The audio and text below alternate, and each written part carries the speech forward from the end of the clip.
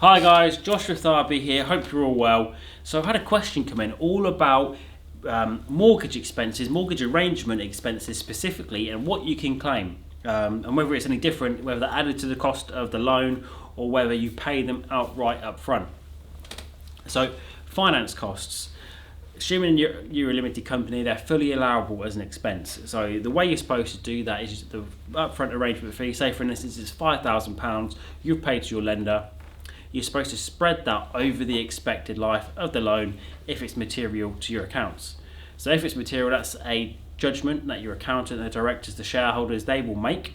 But for most people, it probably is going to be material if it's a large amount and the revenue is quite small in the company. That said, it's over the expected life of the loan. So just because it's a 25-year loan time, that's not the expected life. You know, as a director, you're going to refinance every 2, 3, 5 years. And as a result, you can spread this loan over that period of time in your company accounts as a revenue expense.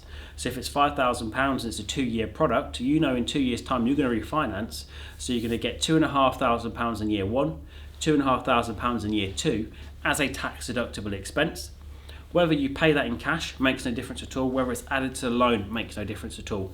It's a tax deductible expense which is going to come off of your profits and as a result save you tax.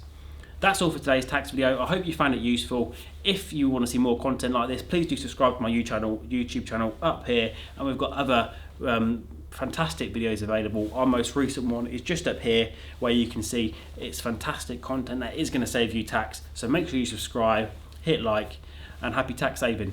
Bye.